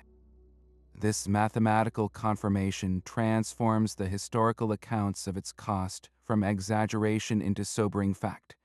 The purple stripe on a senator's toga wasn't just a symbol of status. It was a quantitative measure of imperial resources, a concentration of labor and life on an almost unimaginable scale. Perhaps the most significant conclusion from this hands-on research is a renewed appreciation for the Roman dyer as an unsung industrial chemist. These were not simple laborers following a rote recipe. They were masters of organic chemistry who understood complex variables like pH levels, fermentation, and photochemical reactions long before these concepts had scientific names. They knew that the species of snail, the time of year it was harvested, the mineral content of the local water, and even the intensity of the sunlight during the drying process could all affect the final outcome. This was knowledge built not in a laboratory, but through centuries of painstaking experimentation and passed down experience. When a modern scientist finally succeeds in recreating a batch of Tyrian purple, the achievement is not just a colorful piece of cloth. It is a conversation across time, a moment of connection with the anonymous artisans whose skill and knowledge were so essential to the fabric of Roman power, and whose secrets were so effectively guarded that it has taken us 2,000 years to even begin to unlock them. Yet for all their ingenuity in adopting and scaling up these techniques, the Romans did not discover the secrets of imperial purple in a vacuum. Their mastery was born not in peaceful trade, but in the crucible of war, and their single greatest prize in the pursuit of color was the complete and utter destruction of their greatest rival, Carthage. The Punic Wars, that epic trilogy of conflicts fought across more than a century, are often remembered for legendary generals like Hannibal and his crossing of the Alps with war elephants. But beneath the surface of these military campaigns ran a fierce economic struggle for control of the Mediterranean's most lucrative industries. And at the very heart of this contest was the Phoenician dye trade. The Phoenicians, based in city-states like Tyre and Sidon on the coast of modern-day Lebanon, were the ancient masters of the sea and the original inventors of Tyrian purple. For centuries, they held a near monopoly on its production, and the wealth this generated funded their far-flung trading empire, which stretched from the Levant to the Pillars of Hercules. Their most famous colony, Carthage, established in what is now Tunisia, grew into a formidable naval and commercial power in its own right, effectively controlling the western Mediterranean sea lanes and, by extension, the flow of purple dye into markets like Greece and Italy. For the rising Roman Republic, this Carthaginian dominance was an intolerable barrier to its own ambitions. Roman elites craved the prestige symbolized by Phoenician purple, but they were dependent on Carthaginian merchants who could charge exorbitant prices. More critically, control of this trade meant control of the wealth needed to build fleets and pay armies. The Punic Wars, therefore, were not just a clash of armies. They were a battle for economic supremacy, and the dye workshops of Sicily and North Africa were strategic targets as valuable as any fortified city. The First Punic War, which began in 264 BC, was largely a naval conflict fought for control of Sicily, a key strategic island. But Sicily was also home to important Phoenician dyeing centers. When Rome finally prevailed after 23 years of brutal fighting, one of the spoils of victory was access to these Sicilian facilities and the beginning of their practical education in large-scale dye production. The most definitive transfer of knowledge, however, came with the outcome of the Third Punic War. By 146 BC, Rome's patience with its rival had run out. After a 3-year siege, the Roman legions finally breached the walls of Carthage itself. What followed was not merely a defeat, but a total annihilation. The city was systematically razed, its buildings torn down stone by stone, and the very earth it stood on was symbolically sown with salt to ensure nothing would ever grow there again. The surviving population was sold into slavery, but in this act of calculated destruction, the Romans were meticulously careful to preserve one thing: technical knowledge. It is highly likely that Roman commanders, under orders from the Senate, specifically spared the master dyers of Carthage. These artisans, along with their tools and any written formulas they possessed, would have been captured as valuable war booty, transported back to Italy, and set to work establishing a new Roman-controlled purple industry. This was a common Roman practice. They were brilliant assimilators, understanding that conquering a people also meant absorbing their skills. The defeat of Carthage was, in essence, a hostile corporate takeover of the ancient world's most valuable luxury brand. The Phoenician guild secrets, guarded for 1,000 years, were now the property of Rome. This pattern of conquest-driven acquisition repeated itself across the empire. The campaign in Greece and the East brought Roman forces into contact with other advanced dyeing traditions, particularly for colors like the brilliant crimson from the kermes insect. The annexation of Egypt after the defeat of Antony and Cleopatra in 30 BC was a geopolitical masterstroke that gave Rome control over the invaluable alum mines of the eastern desert, securing the essential mordant for the entire industry. In this light, the expansion of the Roman Empire can be seen not just as a map colored in red, but as a palette being filled in.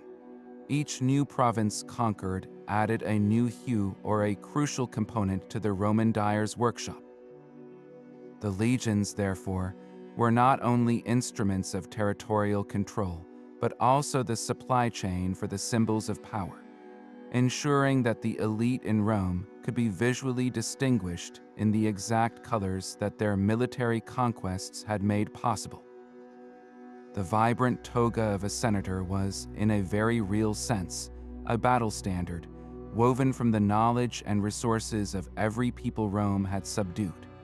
But the story of these legendary colors doesn't end at the edge of a toga. The same passion for vibrant, symbolic hues that defined Roman fashion also poured onto the walls of their homes, and, in a remarkable testament to their enduring value, even onto the pages of their most sacred texts centuries later. The wealthy Romans' desire for display was not limited to what they wore. It extended to the very environment they lived in, transforming their private villas into immersive galleries of color. And the most exclusive pigment available to the fresco painter was, unsurprisingly, derived from the very same source as the senator's stripe, the Murex snail. This wasn't merely a different use for the dye. It was a declaration of wealth so ostentatious that it verged on painting with liquid money. Walk through the ruins of a luxurious Pompeian villa, and you are surrounded by brilliant reds, yellows, and blues. But in the most opulent rooms, reserved for receiving important guests, you might find something truly extraordinary, a background panel of a fresco painted in a deep reddish purple. This was not a common color. It was incredibly difficult and expensive to produce, as the precious dye had to be carefully mixed with a binding agent like egg tempera or wax to create a workable paint. Using Tyrian purple as a wall pigment was the ultimate flex, a way for a wealthy patron to show that their resources were so vast they could literally daub a substance worth more than gold onto their plaster walls. It was a silent, powerful statement to any visitor. The power and prestige of Rome are not just worn in this house. They are embedded in its very walls. This practice connects the political symbolism of the color directly to domestic life, proving that the language of status was spoken in every aspect of a Roman aristocrat's world. The most fascinating and direct link between the ancient dyeing industry and the world of art, however, comes from a much later period, bridging the gap between the classical world and the Middle Ages. Imagine a scribe in a 6th century scriptorium, perhaps in the Eastern Roman Empire based in Constantinople. His task is to create a manuscript worthy of an emperor, a book of Gospels that will be a physical embodiment of divine authority. For this project, ordinary parchment and common inks will not suffice. He reaches for the most majestic material imaginable, parchment that has been dyed with Tyrian purple. These extraordinary books, known as purple codices, are among the most breathtaking artifacts to survive from late antiquity. The pages themselves are a rich, deep purple, and the text is often inscribed in shimmering silver or brilliant gold ink. The visual effect is staggering. The dark, luxurious background makes the metallic lettering gleam as if with a light of its own, creating an object that feels less like a book and more like a portal to heaven. The creation of a purple codex was an act of profound devotion and an immense financial undertaking. The process involved dyeing the animal skin parchment before the text was written, a risky and delicate procedure. Each sheet had to be immersed in the precious dye bath, a nerve-wracking process where a mistake could ruin an entire skin. The quantity of dye required to color hundreds of pages would have been astronomical, representing the harvest of millions of Murex snails. The cost was so prohibitive that these manuscripts were almost exclusively commissioned by or for emperors and empresses, making them the ultimate fusion of imperial power and religious reverence. To hold a purple codex was to hold a concentration of earthly wealth and divine purpose, a direct descendant of the purple robes worn by emperors like Diocletian and Constantine. It signifies an unbroken thread, a 1,000-year journey from the foul-smelling vats of Tyre to the sacred quiet of the scriptorium, where the color of imperial authority was repurposed to illuminate the Word of God. This continuity is what makes the story of Roman dyes so compelling. It shows us that the value of these colors transcended their immediate function. A color could be a political statement on a toga, a symbol of opulence on a wall, and a medium for divine glory in a book. The technical knowledge of the dyer, once used to maintain a social hierarchy, became essential for creating objects of spiritual awe. The purple codices stand as a final, magnificent chapter in the history of these legendary hues, proving that long after the legions had faded away and the forums had fallen silent, the deep, resonant purple born from the Mediterranean Sea continued to speak a language of power, one that everyone, from an emperor to a common believer, could understand. This relentless demand for the color of power came with a hidden price tag, one that was paid not in gold or silver, but in the very life of the Mediterranean Sea. While the Romans gazed in awe at the rich purple hues, they were largely blind to the environmental catastrophe unfolding just offshore, a legacy of resource depletion that stands as one of the earliest and most stark examples of industrial-scale environmental damage. We tend to think of overfishing and species collapse as modern crises, but the evidence is clear that the Roman pursuit of purple pushed local ecosystems to the brink, creating a cycle of exhaustion and abandonment that would be familiar to any ecologist today. The scale of the operation was simply unsustainable by its very nature. Remember the staggering math. To produce just a single gram of dye required the lives of roughly 10,000 Murex snails. Now, scale that up to meet the demands of the entire Roman elite, the imperial court, the army's standards, and the lucrative export market. We are talking about the harvesting of hundreds of millions, perhaps even billions, of these creatures over the centuries.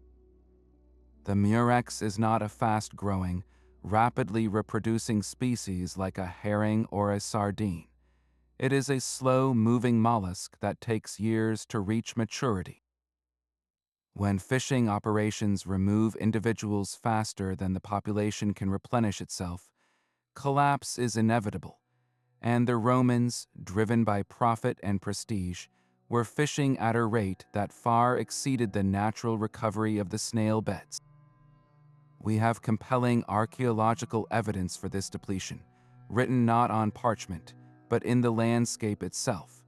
Along the coasts of the eastern Mediterranean, particularly around the famous production centers like Tyre and Sidon, archaeologists have identified those massive mounds of crushed Murex shells we mentioned earlier, known as midden heaps. But a closer examination of these mounds tells a story of diminishing returns. In the earliest layers, dating back to the Phoenician period, the shells are predominantly from larger, mature snails, indicating a healthy, unexploited population where harvesters could easily select the biggest and best specimens. As you move up through the layers into the Roman period, a dramatic shift occurs. The shells become progressively smaller. This is a classic sign of overfishing. As the larger, older snails are wiped out, the harvesters are forced to gather younger, smaller individuals that have not yet had a chance to reproduce, thereby crippling the population's ability to recover. Eventually, the shells become so small that they would have yielded a negligible amount of the precious secretion, making the effort pointless. This depletion had direct economic and geographical consequences. As the snail populations around traditional centers were fished out, the industry was forced to pack up and move, like a mining town abandoning a played-out vein. The historical record shows a clear migration of purple production westward over time. After the prime beds near Tyre were exhausted, new centers sprang up in North Africa, on the coast of what is now Tunisia and Morocco. Later, production moved to the southern shores of Spain and even to the Atlantic coast of Portugal. Each relocation was a response to a local ecological collapse. The Roman industry was essentially a parasite, consuming its host population in one location and then moving on to find a new, untouched one. This pattern reveals a fundamental lack of understanding of, or concern for sustainable management. The sea was seen as an inexhaustible larder, and the concept of conserving a resource for future generations was alien to an economic system built on immediate extraction and immense profit. The impact, however, went beyond just the Murex snails themselves. The process of production created significant localized pollution. The rotting organic waste from the crushed snails, along with the chemical residues from the dye vats, would have been flushed directly back into the coastal waters. In large enough quantities, this nutrient overload could have created dead zones in the water, depleting oxygen and harming other marine life. Furthermore, the harvesting method itself was destructive. To gather the snails, fishermen would often use dredges or drag heavy nets across the rocky seabed, smashing the delicate coral and sponge communities that provided habitat for a vast array of other species. The quest for purple didn't just target one species. It inadvertently degraded entire coastal ecosystems, leaving a scar on the seafloor that would have taken decades, if not centuries, to heal. This story serves as a powerful and sobering historical lesson. The Roman dye industry, a marvel of ancient chemistry and logistics, was ultimately built on a fragile and finite natural resource. Its decline in the later empire was due not only to economic and political turmoil, but also to the simple fact that they were running out of snails. The most coveted color in the ancient world was, in the end, a non-renewable resource, and its pursuit left a permanent mark on the Mediterranean environment. It's a stark reminder that human ambition, even when expressed through something as beautiful as a color, can have profound and lasting consequences for the natural world, a lesson in sustainability that we are still grappling with today.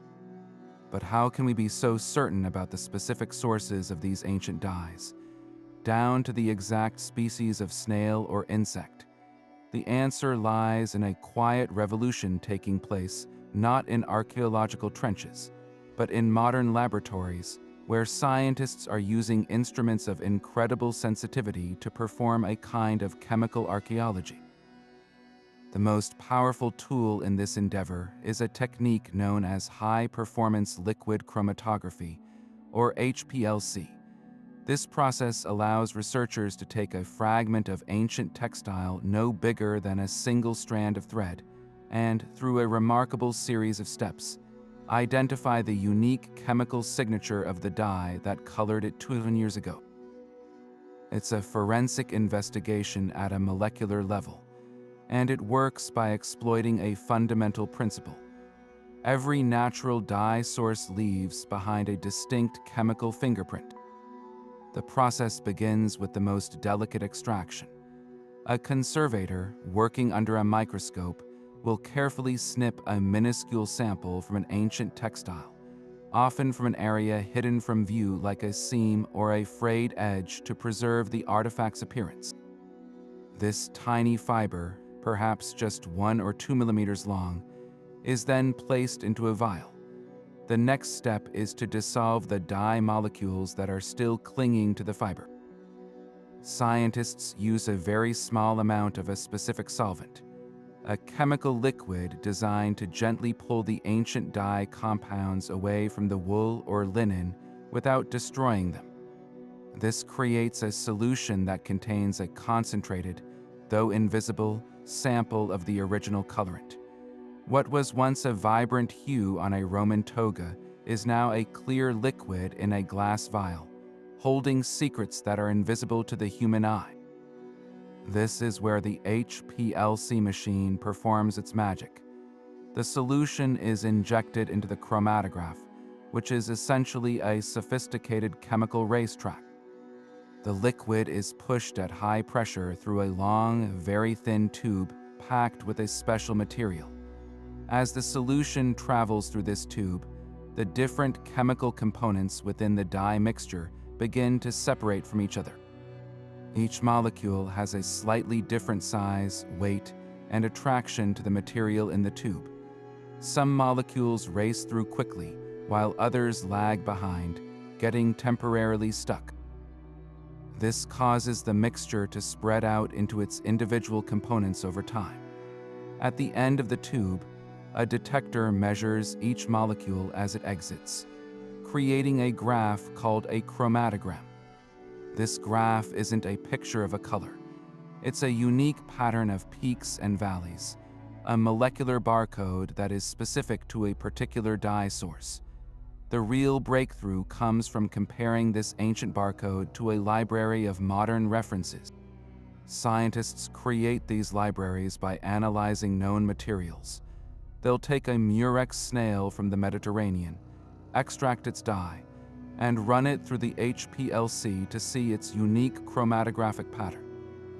They'll do the same for a kermes insect, for madder root, for weld, and for every other known ancient dye source. When they then analyze an unknown ancient textile, they can compare its chromatogram to this library.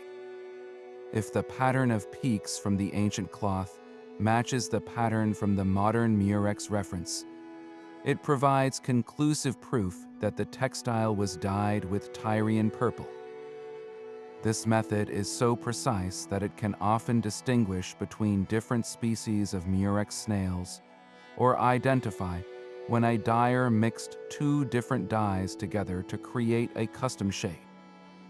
It's this level of detail that allows us to move beyond general descriptions and make definitive statements about the materials and techniques used by Roman dyers, turning speculation into scientific fact and giving us an unprecedented window into their sophisticated chemical world. When the last Roman emperor in the West was deposed in 476, it might have seemed like the final chapter for Tyrian purple. The legions were gone, the forums fell silent, and the intricate trade networks that supplied the dye workshops with snails and alum began to fray and collapse. But the flame of imperial purple was not extinguished. It was simply carried eastward to a city that would become the new beating heart of the Roman legacy for another millennium, Constantinople. Here, in the capital of what we now call the Byzantine Empire, the secret of Tyrian purple wasn't just preserved. It was elevated, ritualized, and woven even more deeply into the very fabric of statecraft, transforming from a symbol of senatorial rank into a divine attribute of the emperor himself. The Byzantines never stopped thinking of themselves as Romans. Their empire was the direct, unbroken continuation of the Roman state, and they clung to its traditions with an almost religious fervor, especially those surrounding the emperor. In this new Christian empire, however, the emperor's role evolved. He was no longer just a military commander or a first among senators. He was God's chosen representative on earth, ruling with a mandate from heaven. His court, therefore, became a stage for divinely ordained power, and every aspect of it was designed to inspire awe and submission. In this meticulously choreographed theater of power, Tyrian purple took on a new sacral significance. It became the exclusive, literal uniform of the imperial family, a visual manifestation of their holy right to rule. The birth of a child in the imperial palace was referred to as being born in the purple, and a special chamber lined with porphyry, a rare purple stone, was used for imperial births, further cementing the color's connection to legitimate, God-given authority. This exclusivity was enforced with a rigidity that would have impressed even the most paranoid Roman emperors. The Byzantine court developed an elaborate system of hierarchy and dress known as the tacticon, which meticulously dictated who could wear what color and when. The use of true Tyrian purple became restricted to the emperor, the empress, and their immediate children. For anyone else to wear it was not merely a crime, it was an act of blasphemous treason, a direct challenge to the divine order.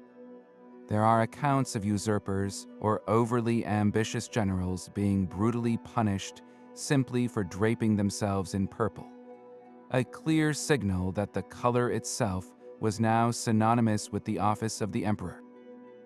The dyers who produced this color were no longer just members of a powerful guild. They were effectively servants of the state, operating under strict imperial control, their workshops likely located within the vast complex of the Great Palace itself to prevent the secrets from leaking out. The most breathtaking legacy of this Byzantine obsession with purple are the stunning manuscripts we mentioned earlier, the purple codices, but their significance goes even deeper in the context of Constantinople.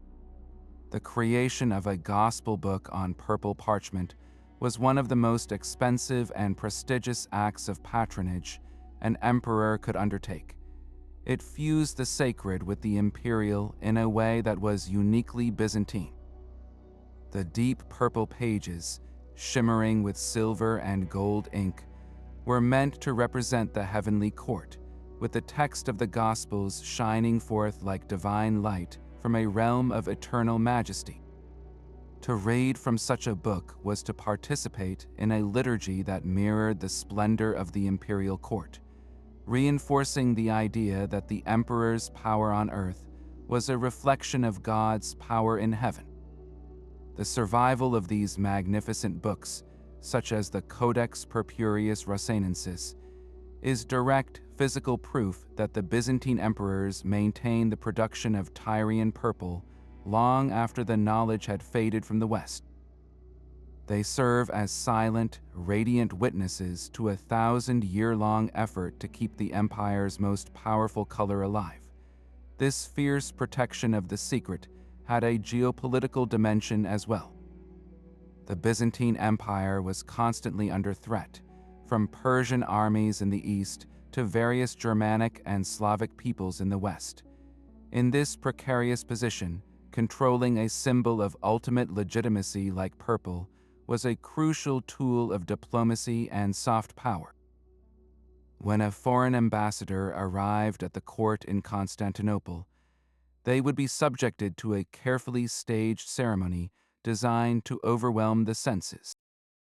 They would be led through a series of increasingly lavish courtyards, past guards clothed in brilliant uniforms, finally arriving at the throne room where the emperor, resplendent in solid gold and deep purple, would be elevated above them, often on a mechanical throne that could rise into the air to enhance the effect.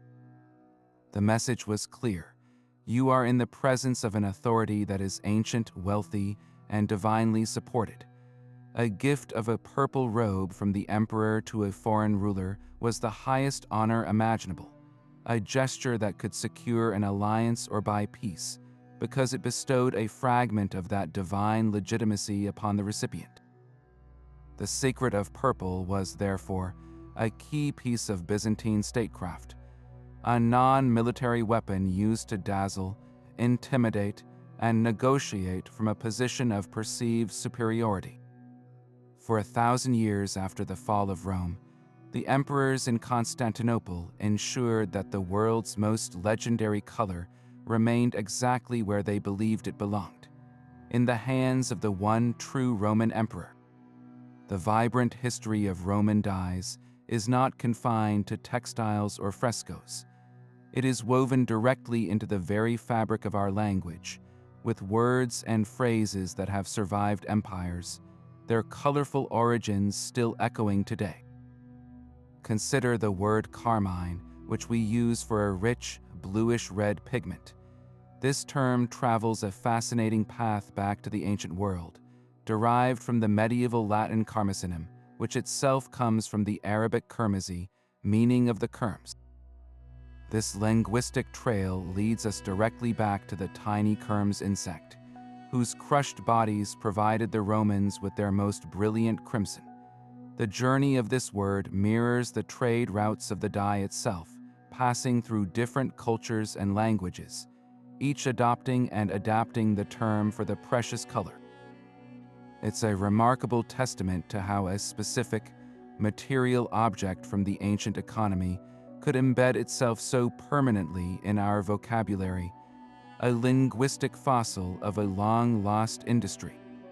Perhaps the most powerful phrase born from this world is the expression "born to the purple," a saying that still signifies inherited privilege and exalted status. This concept finds its most formal expression in the Byzantine Greek term porphyrogenitos, which literally means born in the purple. For a prince or princess in the Eastern Roman Empire based in Constantinople, this was not a mere metaphor. It was a concrete legal and ceremonial title. It referred specifically to a child born to the reigning emperor and empress in the dedicated porphyra chamber of the Great Palace, a room famously lined with purple porphyry stone and hung with Tyrian purple silks. By being born in this sanctified, color-coded space, the child's legitimacy and divine right to rule were considered unassailable. This was a crucial distinction in an era of bloody palace coups and usurpers. A porphyrogenitos prince had a claim to the throne that was considered superior to an older sibling born before their father became emperor. The color purple, therefore, moved beyond a symbol of power one wore.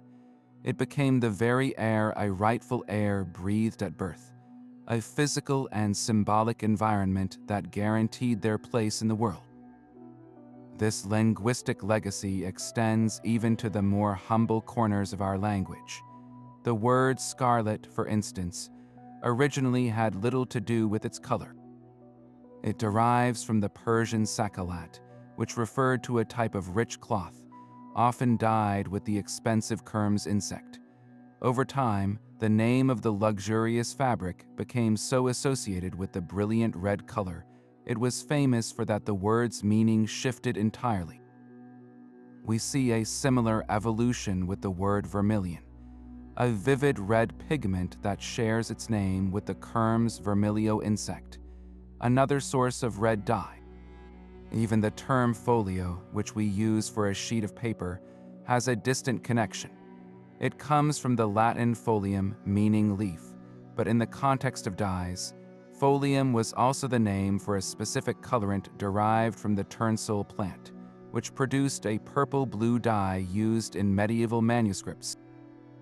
These words are like ghosts in our everyday speech, each one a tiny window into a world where color was a precious, tangible commodity, and the language needed to describe it was intricately tied to its source and substance. This deep connection between language and material culture shows us that the impact of Roman dyeing was far more than skin deep. It shaped how people thought about and described their world, creating a vocabulary of status, quality, and origin that has persisted for millennia. When we use the word carmine in an art class or refer to someone as born to the purple, we are often unknowingly invoking the legacy of Roman dyers, the Byzantine court, and the immense economic and cultural power of color. It is a reminder that history is not just recorded in books and artifacts, but is also preserved in the living, evolving words we speak every day, carrying the echoes of a purple-soaked past into our modern conversations. So the story of Roman dye making is far more than a simple history of color. It is a narrative that brilliantly intertwines the threads of sophisticated chemistry, vast commercial networks, and raw political power. These vibrant hues were not just decoration. They were the very fabric of Roman society, woven into the visual language that defined every citizen's place in the world. From the festering vats on the outskirts of cities emerged the symbols that upheld an empire, a stunning paradox where beauty was born from what was considered filth, and where the most potent expressions of authority depended on the guarded knowledge of a socially marginalized class. The dyers were the unsung chemists of the ancient world, masters of a complex alchemy that transformed the humblest ingredients, sea snails, insects, roots, and even human waste, into a palette of power that resonated from the Senate floor to the farthest legionary outpost. This legacy challenges our very perception of the ancient world, pushing us to see beyond the faded marbles and beige fragments in museums. It urges us to reimagine Rome as it truly was, a civilization ablaze with color, a sensory experience of brilliant reds, sunny yellows, and above all, that profound, almost mystical purple. The pursuit of these colors drove exploration, funded wars, and created an economic interdependence that stretched across the known world, making the Mediterranean a smaller, more connected place. The secrets of the dye vats reveal the ingenuity and ambition of the Romans in their fullest light, showing us an empire whose strength was measured not only in legions and laws, but in the dazzling, color-fast threads of a senator's toga. It's a powerful reminder that human history is often written in the most unexpected pigments, and that the drive to create beauty and signify status is a force that can shape economies, define hierarchies, and leave a permanent mark on our environment. Now we'd love to hear from you. What color from history captures your imagination the most? Is it the legendary Tyrian purple, the sacred Egyptian blue, or perhaps another fascinating hue? Share your thoughts in the comments below. And if you enjoyed this journey into the ancient world, be sure to subscribe for more explorations into the secrets of the past.